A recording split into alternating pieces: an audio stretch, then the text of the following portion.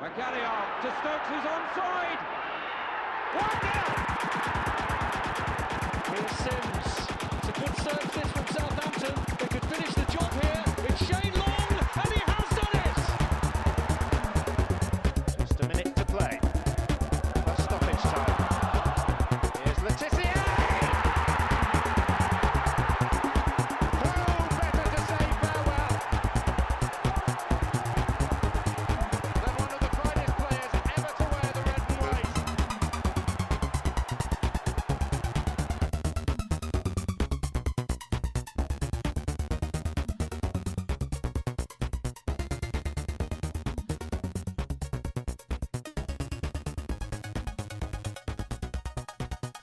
Hi, John. This is for you, mate. Hello, John. It's Tom. Miss you already. Yeah, we do, man. We do. We've got a dog on the sofa next to us, so she is rather, but she will tell him that she's you. I'm not having a breakdown, mate. Okay. Anyway, right. Welcome to the Saints FC podcast. This is not John Bailey, sadly. This is a pirate. So you're going to have to make do with me for a little bit. But I am sat opposite one of the leading pundits on the South Coast / London, Tom Parker. Hello, everyone. Good to be back. Yeah, I almost forgot your name then. Oh, thank you. I just want to get straight into it. How do you feel, mate? I feel different. I feel a feeling that I've not felt for quite some time. Okay. I believe it's optimism, elation, and excitement, I think are the three words I'd use. How would you feel?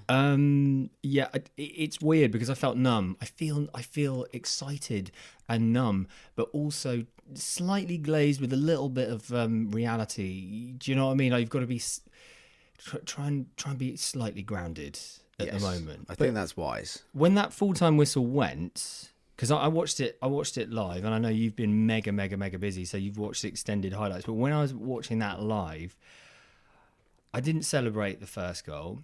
I didn't celebrate the second goal because I'm not an idiot. Because we've all been there. You know now. Exactly. But when that third goal went in, can you describe your feeling? I was in a bar in Leeds which didn't show the football, so I was surreptitiously looking on my phone with witheringly disapproving glances from my fiance. It just felt different, didn't it? You almost felt. I felt there's a number of things. It was almost like, when was the last time we scored 3 goals at home? Yeah, well, Everton, we got 4 last season. But that was November last year. As I said many times before, that was just after I got engaged, so I remember that game really well. So 3 goals at home. When was the last time 2 forwards scored for Saints in the same game? Any statos out there want to get in touch and tell us? all headed goals, all good goals as well, if you say. So lots to be excited about, and I think you don't want to get overexcited. Obviously, you have to keep things in perspective. Really? But why? But also, then why should we? Because we've finally, after I think probably since Ronald left. Don't do it, man. Oh, I'm getting confused. Don't jinx it. We finally got a manager again. We've 4th time now. Yeah, we can be excited about. Yeah, perhaps a little unfair on Claude, but there you go. Yeah, no. I think like that's the thing though, because we were speaking before we pressed record how when Klopp came to the Premier League, I, as a neutral, was excited because I knew what he was up to. I knew what he was going to bring, and he brought it. He brought the A game and the excitement and the thrills and spills, and not just because they come from the same footballing background in terms of the Bundesliga, but just because of what they bring as individuals, Hasenhüttl and Klopp. It's pretty exciting. It's hard not to get really carried away here with with his explosive celebrations at full time. Yeah, I mean, I think it looked like we'd won something. Yeah, it really did. And I think you pointed out just a moment ago, Charlie Austin's bringing together. Yeah, a player who's had a lot of stick. Yeah, bringing the players together, like taking almost like a captain's role at the end there when that final whistle went. And I think one of the frustrating things that Saints fans, we've known we've not got a bad team. Like, we knew that. We've got individually very talented players that can play at a very high level. Many of our players could go on to play for top 6 teams, I think. A number of them could. But what we've not seen is application, and what we've not seen is passion. And I think, what you saw there, the first real game, I think we'll say, under the new man. Yeah, that's fair. You saw much more aggressive, much more dynamic, much more getting in people's faces. The Saints of old, and playing to the level they can play. So we shouldn't get excited, but why not? Yeah, exactly. It's that double-edged sword. But I think we can allow ourselves that window, can't we, to get carried a little bit, not carried away, but just happy. Why not? I mean, if you can't be happy at that, like, everyone loves beating one of the best teams. Yeah. Also, like, no one gave Saints a prayer. They'd not lost in 22 games. They'd won 17 of those games. They'd drawn 5. They beat teams all over Europe in that period. Yeah. They've got attacking talent, the likes of which most teams could dream of. Probably the best 2 forwards in the Premier League. But we beat them. And how should we talk about the tactical aspect of how we beat them, and then it would be nice to go through some of the goals, including the Arsenal goals, because that's also quite important. But tactically, I suppose it was about the high press. How do you feel about it? I think it was embodied by Højbjerg, who, again, by all accounts, had a fantastic game. But if you look at the last 2 goals, for the second goal, it's Højbjerg skips past someone. I think the third goal he does Torreira. Yeah, I'm probably mispronouncing that, like I do all the names. Torreira. He skips past him and releases long, and it, for me, it exemplified the kind of dynamic forward play. And also, I think one of the things we saw with the first goal, and we'll go through the goals in detail, but whipping that ball in early. How many times this year would you have seen, Target get that ball, look up, pass back to whoever's playing on the left, and then look to build? Teams nowadays are too good, to do that against. You've got to hit them early, and that's what we did. And even Shane Long, for that third goal, could have waited for support. He didn't. He took a chance, and it paid off. Yeah, and I think you're absolutely right. I mean, the Matty Target goal, he gets down, not the goal, but the assist, gets down that left flank, and it's exactly like you said. Just to underline that point a little further, that how he whips that cross in like James Ward-Prowse. It has that element to it, that flight, but still that pace on it and accuracy. And when Danny goes in for that header, Danny Ings, when he in the back of the net, I wish. Hindsight, I wish I'd celebrate, because that was beautiful. Yeah. That was absolutely salmon rising from the river. It was fantastic. It's similar to sort of a when Beckham used to do those great crosses from the right, and you see like someone like Andy Cole or Dwight York would always score.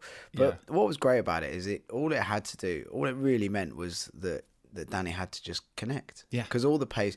It was a good goal. Snodgrass's goal against Fulham the weekend was a similar thing. Yeah, the brilliance of the cutback was that all he had to do was just guide it. All the power was already on the pass or on the cross, and it was a really great goal. Well, and I think that'll live long in the memory. I think if we kick on from here, that will be the absolute moment where the touch paper rather, was ignited, and away we go, hopefully. But the second. The second was an equaliser, was it not? Yeah. So Mkhitaryan's equaliser. Yeah. And I mean that was a I was watching it. My wife comes in the room, and I'm looking glum, but also just accepting of it, because once again we failed to pick up someone coming into the box. Run into the box. Was it Monreal? Or was it the other one? Mkhitaryan. Yeah, no, but it was the cross. So the cross from Monreal. I mean, he is one of the fastest players in the league. And he's class. And it was a great ball. And it was a brilliant header. Yeah. I almost feel wasn't it? Yeah, I feel a bit sorry for Mkhitaryan, because in any other game, like if that wins that game, everyone's going to be talking about what a fantastic header, but now no one's going to remember it. Yeah, but I think, again, like if we extrapolate positives, mental strength, we said so many times on the pod about Saints lacking mental strength. And we've not just said it, Cedric has come out and said it, incredible comments that, when we went up against Fulham, we didn't think we'd win. Mental fragility, mental frailty. I think if you look at the goals, we'll talk about them again, but what they showed was the ability to come back. And would a Mark Hughes team have had that? I don't think they would. Well, I think it's interesting, because when we were playing against United and we were 2-0 up, it was too comfortable. Within 30 minutes, it was 2-2, back to normal. In a way, the fact that Arsenal scored kept us, I don't know, in that sort of, we're still Saints. We're still Saints. Remember that. But obviously, then the mental fragility. It wasn't. Well, we weren't as fragile, so we were able to kick on and get that second goal on the 43rd minute, which was the most delightful, most important part. That second goal was created by and scored by. My mind is completely gone blank. So the second goal is Danny Ings scored it, but again, great bit of play from Redmond. Redmond, let's, whatever Redmond did, he had some stick from Saints fans. Probably some of it fair, a lot of it not fair, but my God, he is playing like a man possessed. He plays between the lines. He's fantastic. I feel if Saints pick up their form a little bit, he gets a couple of goals, he should be back in contention for the England team. He causes chaos, and he's playing with a smile on his face, and he's tracking back. He's doing all the things that kind of we didn't think Nathan Redmond would do. So it was a great little dink cross, but also it was weird. The header was weird, wasn't it? It looked like it was kind of it looked like almost like someone had blown up because it all went the whistle because it all went quiet. Well, because I floated. Well, I suppose everyone else, be it in the stadium or watching it on telly, would have thought, well, it's gone over. One, because Jay Leno hasn't gone for it. He's too busy presenting the Late Show, buying cars and stuff. Buying cars. And you're thinking to yourself, okay, well, it's gone over. Even when it's the back of the net, you're like, no, it's gone over. Or that you think there's going to be a whistle and you're going to look over and there's going to be some sort of offside or something horrible like that. Yeah, well, exactly. You could, no, come on, we can't score. Really? Before half time, the perfect time to score. But it does. It's cushioned, beautiful floating header. Fantastic header. And also, that's not something that, I think many people thought Danny Ings had in his locker. I think, everyone thought that was kind of, the two at Burnley, that's Sam Vokes' vibe. But, also, shout out to Danny Ings. 6 goals in 11 games. We can keep Danny Ings fit. He is a 12, 15 goal a season striker. And possibly even more. And I think he showed, by all accounts, he led that line, and Ralph called him out, I think, specifically, and then sort of quickly went, I don't want to call out individuals. But Danny, by all accounts, set the tempo for that team by snapping into every tackle and chasing down every ball. Yeah. And what's great is he got he got 2 goals. Hopefully, they took him off, so he'll be fit for next Saturday. Yeah, and that's obviously to preserve him, bring on Shane Long. And I mean, I would like to highlight just how when Shane Long did come on, it reminded me a lot of Shane Long of 2, 3, maybe 3 seasons ago. I think under the Koeman era, when I was on YouTube the other day, perving over the glory years of, God, it seems only like yesterday, really. Pella, Mane, Tadic, goals.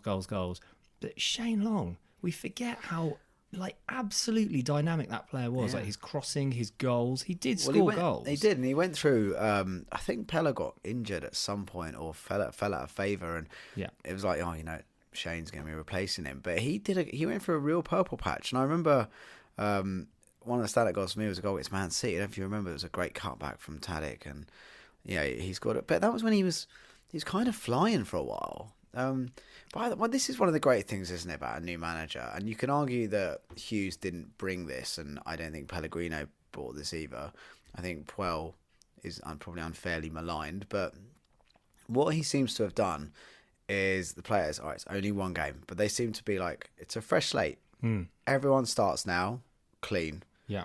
Doesn't matter if you've not scored for 2 years. Yeah. You start with a fresh slate, and you imagine, you've got a manager coming. You're Shane Long, you've got a manager coming in that is renowned for his love of the press, his love of fast, dynamic, aggressive players. You're Shane Long. You're thinking, yes, please. This is my man.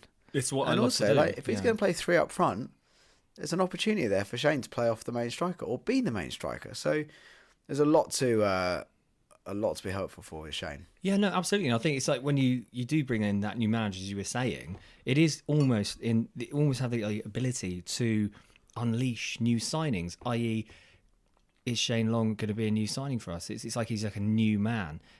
Obviously we have Matty Target, Pierre Højbjerg doing so well at the moment. But also, let's look at the players who weren't in the team. Yes. Lemina. Yes.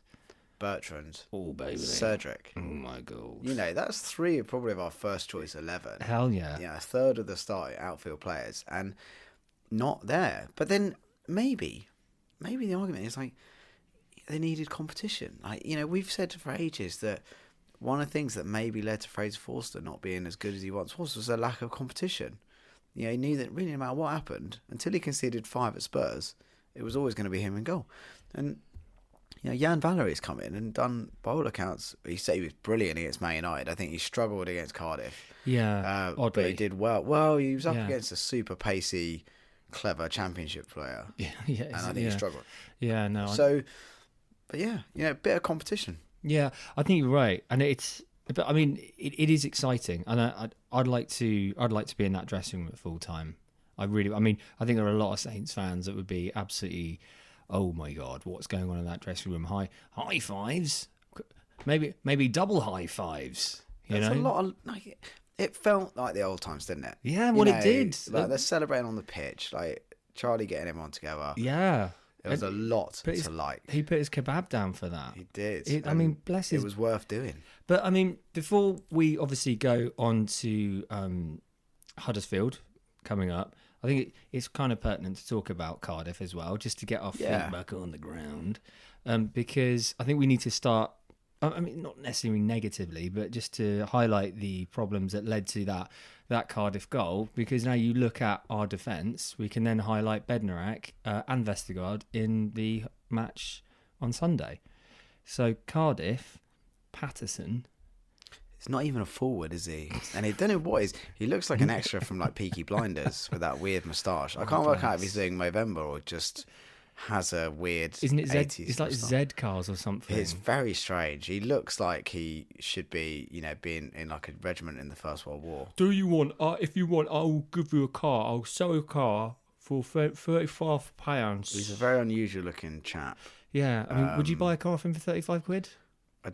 I would if he told me to. But I don't think I'd do it willingly. I've got a gun in my pocket, it's all. But I think he had a gun in his pocket for Vestergaard, because Vestergaard, bless his little cotton socks. That's big cotton socks, like size 24 cotton socks.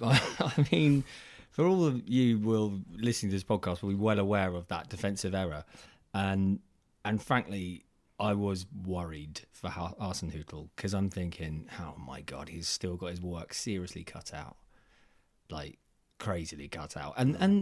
But to be fair, away from home against Cardiff is his first match. Obviously, there's no way you can make any form of meaningful comment on his team, because frankly, he had 5 seconds with them. Yeah, they can't have an impact. He's had, they played on the Wednesday night. Yeah. So, do they even train on a Thursday? The players that played, maybe not. Maybe like some very light training. Then they do light training on Friday because they've got a game the next day. So, yeah, I think the Cardiff game, whilst unfortunately it will be, it'll go down on the record in terms of, Ralph's first game. I don't think we can really say that was the first Hasenhüttl game for Saints, I think. Yeah. And I think Did you put a German? I may have done. Did you go a bit German on the just how I vibe. Okay. But, you saw, though, a lot of the bad things. I think 1-0 almost in that game flattered Saints. Yeah, they were pretty appalling. We were pretty terrible, and Cardiff should probably have won it 2 or maybe even 3-0. Yeah. Terrible mistake from Vestergaard. But again, if you look at the new manager was top boy in the Bundesliga. Vestergaard was one of the top centre backs in the Bundesliga. So, this guy's going to know him. This guy probably wanted to sign him. Yeah, he would completely have known what his game was about. Absolutely, 100%. And again, it's fresh start. Yeah, and I suppose that what I was saying earlier was to highlight our defensive errors, of course, and a bit of side-to-side passing back before we go forward, all that kind of crap. Now, you look at Bednarek. Again, that interception he made against Aubameyang was absolutely sublime. That's a goal. That is. Do you want to talk yourself, or talk to the listeners rather, about how you feel about that particular defensive interception? Well, I think it showed something that a lot of Saints fans have thought for a while, and I wouldn't put myself in this number because I'm not smart enough, but that Bednarek is maybe our best defender. And I know John is a huge fan of Bednarek. But hi, John. Hello, John. But he had a great World Cup when he came in for Saints last year. And again, the player had a disastrous first game. I don't know if you remember, against Wolves in the League Cup. Yeah. He came in. I think the Chelsea game, scored a goal. He looked brilliant. Played a few really, really good games. And then he gets kind of just frozen out in this way that Mark Hughes seemed to just freeze players out if he didn't like the look of them. But he looked incredibly assured on Sunday, well mature beyond his 22 years. And, we need we need level heads. And, he's good on the ball. He's good in the air. There's not much not to like about him. But it's what you were saying at a few podcasts about how we have a whole bunch of international players in our side, and it's about gelling it, about bringing them all together to play well, or giving them a certain amount of confidence to be able to play at the full extent of their ability. And what you have with Bednarek is absolute case in point. Before he makes that interception with Aubameyang, which is the best defensive tackle I've ever seen a Saints player make. That's an exaggeration, but it's up there for me. It was very, very good. Possibly because I've got a goldfish brain. But, moments before that, he's doing it again. He's absolutely saving everybody's arses again. It's absolutely fantastic, and it's a wonder to see. And him on the right of a back three it's gorgeous. It makes my heart beat. But he's a good ball player. Yeah. And I think, Yoshi has his attributes. I think maybe this could be the last season for Yoshi in the Premier League. Yeah. Do you want to highlight any of that about Yoshi? Just I don't want to criticise players. Yeah. Particularly players that give 100%. Yeah. And he does. I think he's a very good squad player. But I don't know if he's going to be the man to be the linchpin of our defence. I think it's just his awareness. He's because absolutely we all need to pay some huge amount of respect to that player. He's a wonderful guy. I haven't read his autobiography yet, but I'm gonna. And by all accounts, just like you say, a great guy. Yeah, and however, we have had this problem at Southampton before with lovely guys that seem to carry on in the first team because they're lovely guys, at James Ward-Prowse, who do need to look at their game, and they do need more one-to-one. And frankly, I wouldn't be surprised if Hasenhüttl was the guy to come in and go, look, Yoshi, this is what you're doing wrong. I'm going to give you a run in the squad, and we'll give you an opportunity to get it better. And you never know, you could turn it around. But it's the same old. There's always a mistake in him, but he's a wonderful guy, and hats off to him. Yeah, and I think one of the things I think is it's almost so basic. It's a bit like Championship Manager. Like, we make lots of mistakes at the back, so we just play one more defender. Yeah. You know what I mean? I quite like that. It's like, yeah, we're not very good with two because the two aren't good enough, so let's just chuck another one on there and see what happens. Yeah. But if you look like Vestergaard, by all accounts, played well on Sunday. Yeah, no. Bednarek played very, very well. A lot of people's man of the match. A lot to be positive about. And Jan Valery, 19 years old? God almighty. I mean, I really hope he does get a run in it, and I look, if we stay up this season, which now obviously we're going to get completely carried away, and we're staying up. There's no two ways about it. We're going to win the fucking Premier League. Blah blah blah blah. Oh, Porteous pirate swear there. Can't help it. You're going to have us banned by iTunes. Terrible man. But we are allowed to get carried away a little bit. But if we do manage to stay in the Premier League, there is a hope that some of those players out on loan, Harrison, Reed, etc., that they'll be able to come in and go. Josh Sims, and Barnes. He looks a sensation. We could Obafemi. We could be going places. Yeah, again. 100%. I think it's. And what's interesting as well is Elianusi, who? Tyreek Anderson was on the bench instead of Elianusi. So I know it's a shit. Did we see? He didn't come on though. He did. He came on 94th minute or something. Oh, did he? Yeah, I was paying attention. It is to this absolute moment an absolute mystery to I think an awful lot of Saints supporters why he's featuring, why he hasn't featured, why even bought him in the first place. I think that come the January transfer window, if we're going to start talking about transfers, God, it's probably like a bottomless pit. But there is the opportunity there for Hasenhüttl to really go, right, back me 100%. I just want one. I want two players. And away you go. I mean, I don't think we need. I was about to say, if you were to strengthen, where would it be? Has to be again at centre back. Yeah, but I don't think we really. I think we've got very good players to just play terribly. Yeah, because of management. Because of lack of confidence, because of lack of training. I mean, it's funny. You hear this week Hasenhüttl, cancels the day off. Intensity in training, like a lot of them playing. That. Yeah, good. Lovely. Cancel the training, like more intensity. like, you did read some of the local papers saying that it had become a bit of a holiday camp under Hughes. And that was maybe reflected in the... God, it's hard to believe, isn't it, that Mark Hughes would be like that? Yeah, you wouldn't have thought so. But then maybe it's this old school manager approach of, I'm not, this thing about... I think maybe the modern player is more sensitive than we give them credit for. And... maybe they do need an arm around the shoulder. Maybe they do need a kind word in their ear. Maybe they do need their hair ruffling a little bit, although they probably hate that. I'd love my hair ruffled by Ralph Hasenhüttl. Oh, it'd be good, wouldn't it? Oh, he could ruffle every inch of my body. Surprisingly good hair himself. I know. We've just freeze framed the telly on Ralph Hasenhüttl at the moment. Looks well happy with himself. But I think... Yeah. So maybe they need that, and maybe with Hughes... just to say, there's nothing untoward going on that we've freeze-framed his face on the telly. No, we're not. We're just watching the highlights. We're not photoshopped him. Yeah. So maybe these players need a bit of a TLC, and they need to feel good about themselves. So, yeah, I think there's, we march on, new era. Yeah, no, absolutely. And I don't think there's anything wrong with that. I don't think there's anything remotely wrong with saying some of these people... some of these players, Nathan Redmond, who's put an entire summer in quietly going about his business, not necessarily retraining himself, but, re-energizing himself and putting all that energy into trying to accentuate his natural ability, that should be absolutely highlighted. Yeah, absolutely. And I think also one of the things you heard about Redmond is he worked not only on the physical side, but on the mental side.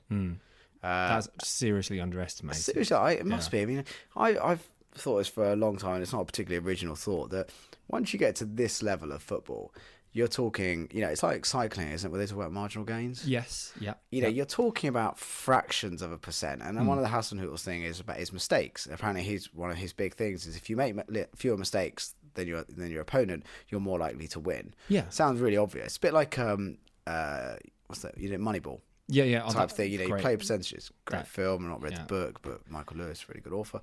So you play percentages, and I guess you can be safe and play them, but also we need players that just aren't going to make mistakes. Because how many goals this season drive you mad? Mistakes. Well, we saw. I mean, to highlight the Arsenal goals, we did see an awful lot of not an awful lot. There were mistakes, yes, that led to the Arsenal goals, of course, because of unless you're Messi, you're going to goals come from mistakes, but we still recovered enough to hold the lead, and not only hold the lead, but be inspirational and play a Southampton way that was from years ago. But the mistakes were still there. And, I love Romeo. I love him to pieces. I think he was one of those players that we bought out. We found from Chelsea, was on the bench, a quality midfielder that was destined for greatness and was just rotting on the bench at Chelsea, like so many players. So many. Well, there's a certain Belgian who plays for Man City that you could probably say the same thing about, really absolutely. Good players. And to be frank, Romeo has had a really difficult time. He was marginally, slightly frozen out by Hughes, not for a great deal of time, but he kind of messed up again on Sunday. And the only reason I highlight that is because it would be remiss of us not to, because he was literally had the worst 20 seconds, I think, for Southampton. But that'll kill him. Yeah. You know what he's like. I mean, you get the feeling.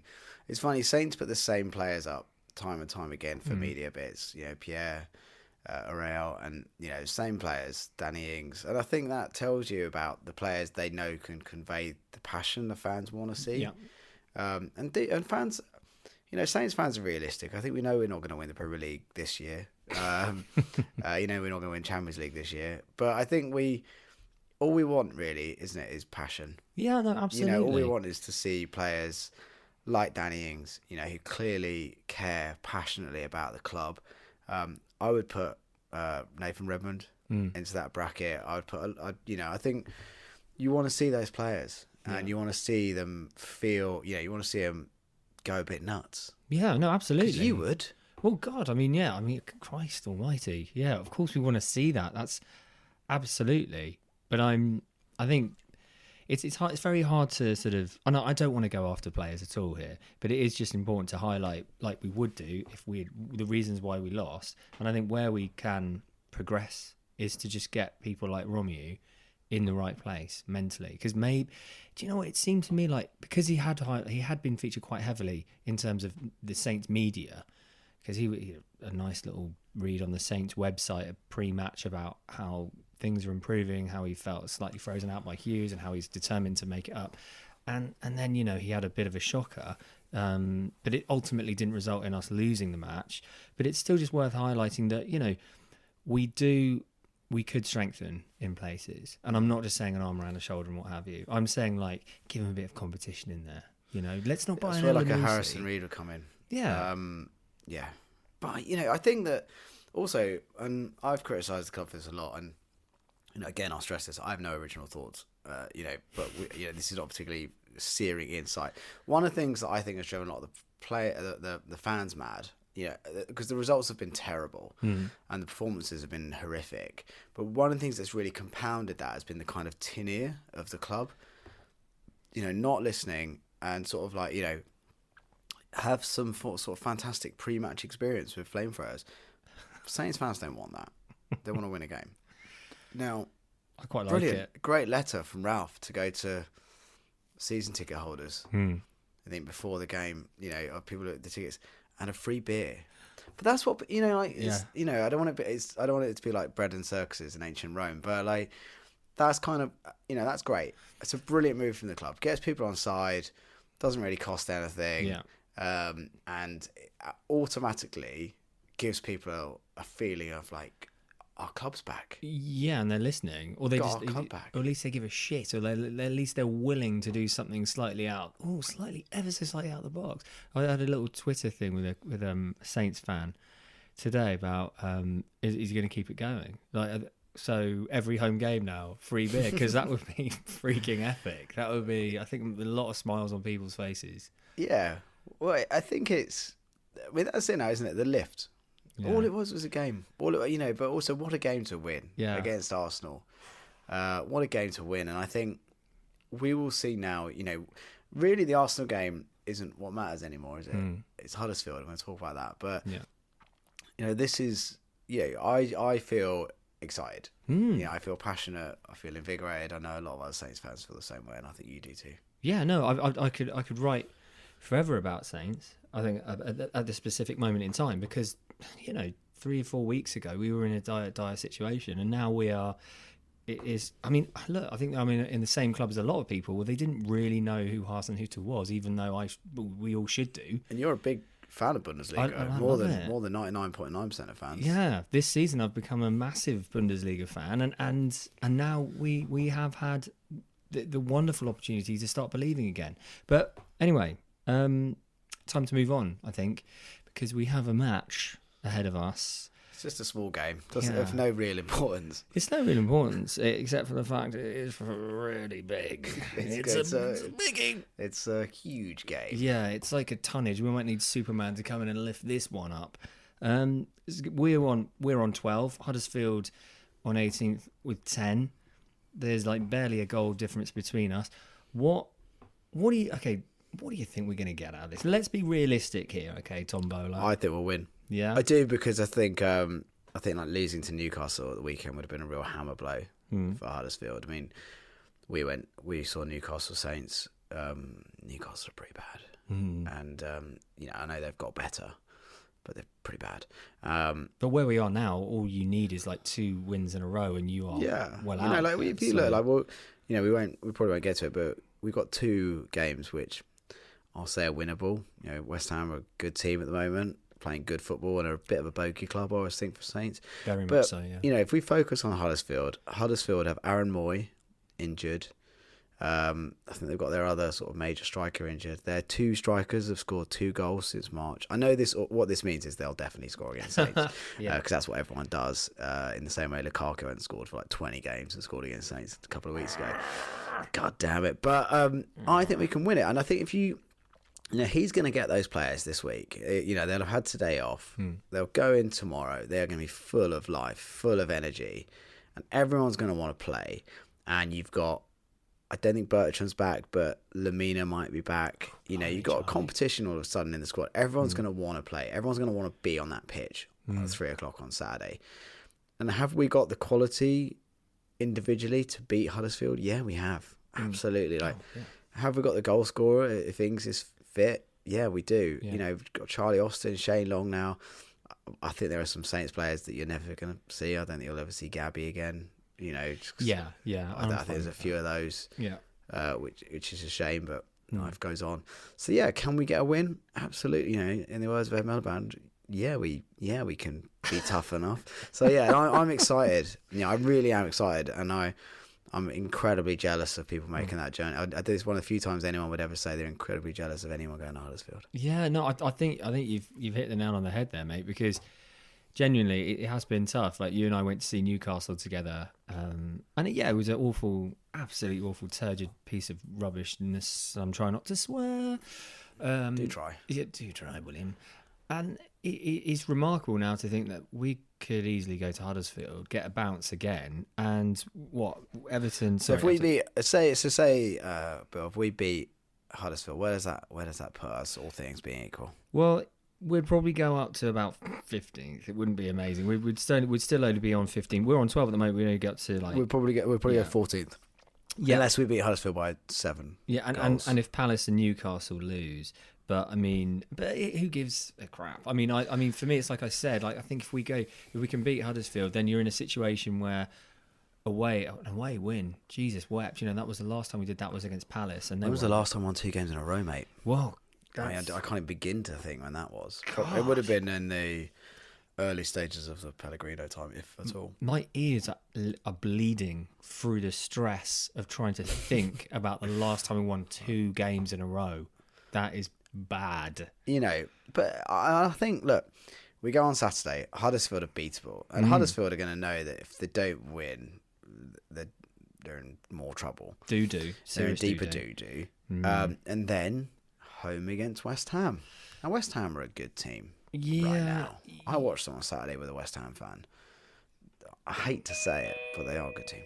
Sorry, that was like an airline. Yeah, that's an airline. Please sit back in your seat and think about West Ham whilst we try and avoid the awkwardness of a doorbell. No, I think West Ham is. Do you know what? To be honest with you, mate, as game by game, that is so far ahead for me. Yeah, that's making my head spin. Right, because that's 10 days away. That's like a lifetime. Yeah. I mean, God knows what's going to happen between that. Yeah, but I want to think about how we're going to set up against Huddersfield. Are we going to go? Do you think the same guys, the same way? Let's go again. Keep your winning formula, or how do you think he'll I think he has to. I think he has to keep the same 11. You know, if you think that he has to reward those players for being Arsenal, you'd hope. Yeah. And you might see Cedric come back on the bench. I don't think Bertrand's going to be ready. No. Why? He's had a back injury. He's had a back operation. But he did like a good Instagram post, didn't he, about.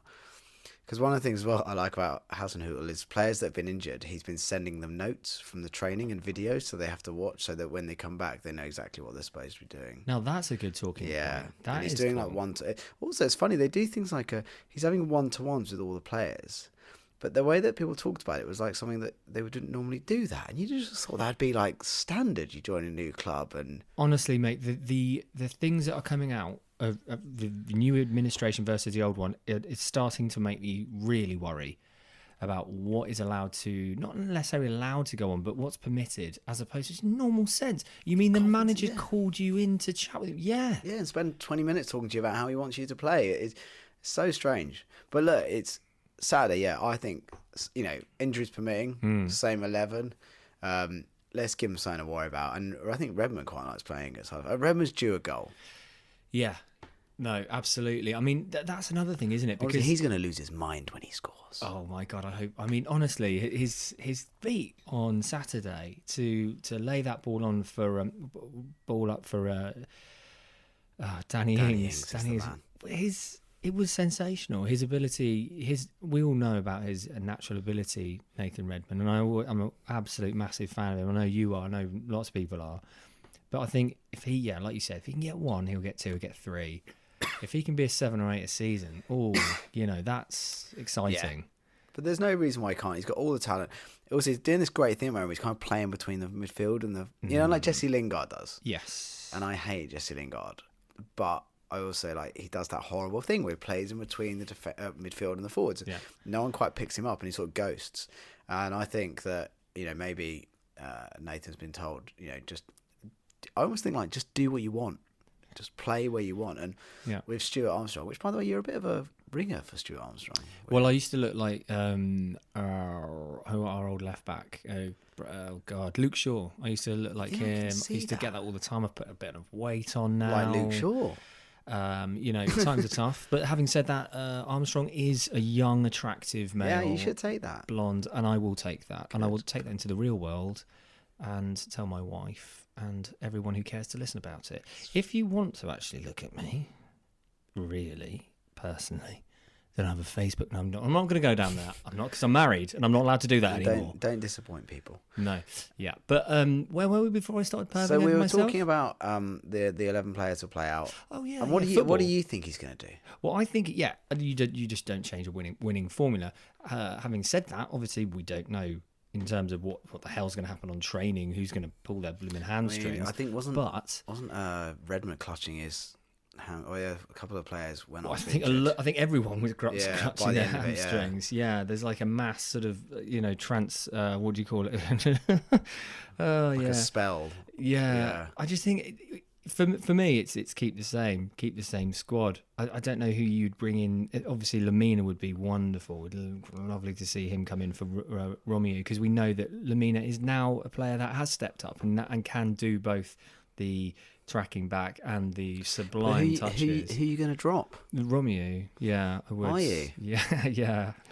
I mean, he cost us a goal on Saturday. Sorry, but But I think so. The three midfielders on Saturday, Sunday.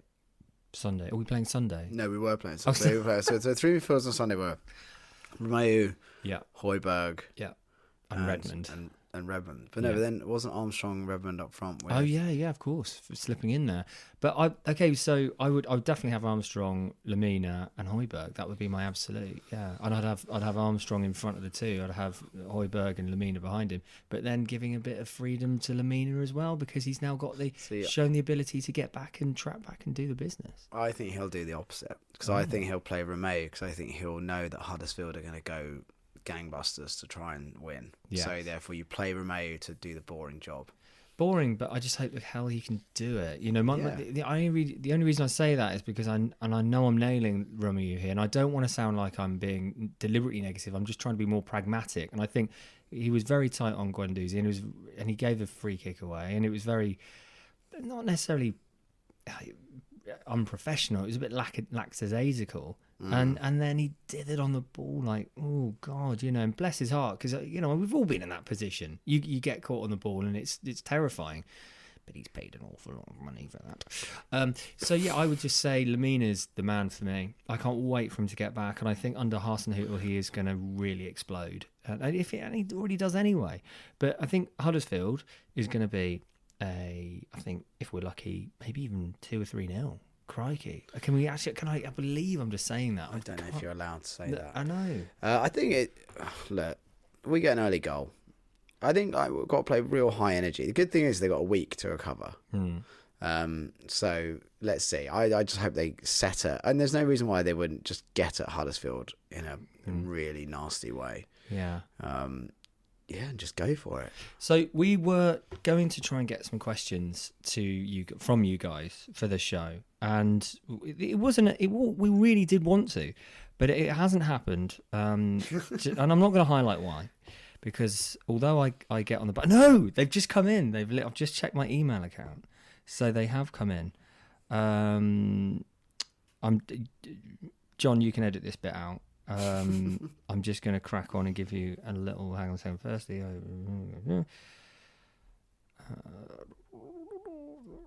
is this Jason? Are these questions or just? Thirdly, what just happened? They won at home again, a top 5-6, and held on defensively at the end.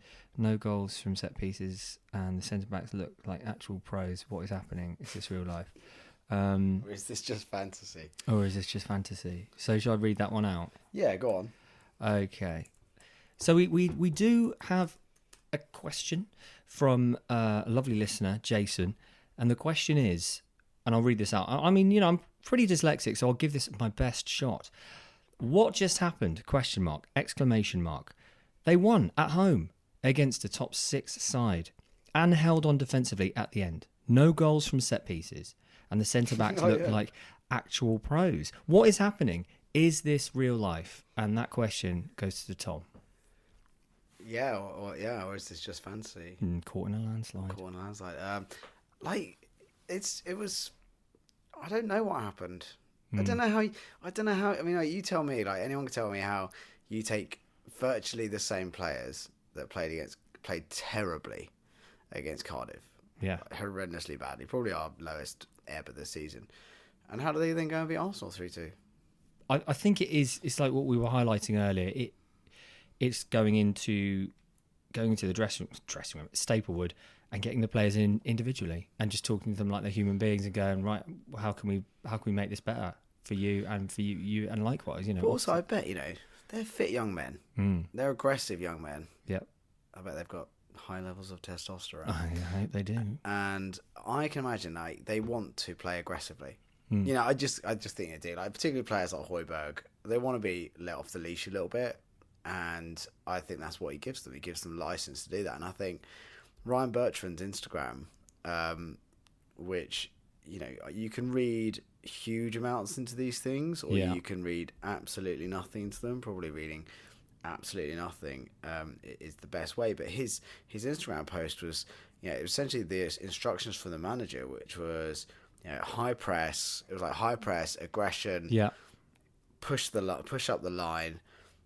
And that's what he said. That was almost like it's that simple. Yeah, I mean, we've got crikey, sorry, a technical error there. I'm technical error hitting my pint glass with my mobile phone whilst reading out tweets from Saints FC podcast fans. We've got one from Memphis here, and it asks you, Tom. We've already touched on it before, but I think it's worth reiterating. The team actually being organised and giving their maximum effort as promised, that Hasenhüttl promised. So that's exciting to see that actually happening, as opposed to bullshit from Hughes, and then it clearly showing up on the pitch by losing to X, Y, and Z. And now, as promised, boom, you've got what you wanted. And thanks for the tweets and the emails, both from Jason and Memphis. But it's just exciting where we're going. And I think if you're all tweeting in, which you should be, obviously, because it's a wonderful podcast, then let's carry on this positive vibe. How long it will last, we don't know, but let's ride it like crazy Saints FC mother truckers. And I'd also like to say, if you do have any questions and iterations you'd like to send into the podcast, it's at saintsfcpodcast@gmail.com, and it's Saints FC Podcast, I think, on Twitter, but I could be wrong. Do you know that one? It's at Saints FC Podcast on Twitter, and it's saintsfcpodcast@gmail.com. Okay, and if people want to further banter with yourself, Tom, what's your Twitter handle? It's Tom Parker 81, but I am merely an organ of this podcast. Interesting, an organ of the podcast. Cause it's sounding like a Cronenberg movie already. Yeah. The podcast is where you engage with John and engage with the podcast. I'm not worth your time, people. Well, you're worth my time. I'm a naughty pirate. I'm at pirate_FC. Pirate_FC. I look forward to hearing from you. But I think we're probably going to draw it to a close now. Yeah. And I mean, if there are any closing words/statements from you, Tom, now really is your time. Let's just be positive. I think this is an exciting time. All right, it's only one game, but I know. But let's be positive. Let's kick on, and if we get a win on Saturday, it's all to play for. Yeah, no, it really is. And here's to more free booze. Here's to you, Saints FC podcast listeners. And if you feel like getting on iTunes and rating the show and leaving a lovely review, that really goes such a long way to help the show and build our audience and the faith in Saints. All right. Great to hear you. That doesn't make sense. I'm having a breakdown. Probably do that again. Thanks for tuning in. That's the one. Thanks ever so much, guys. We'll speak to you soon.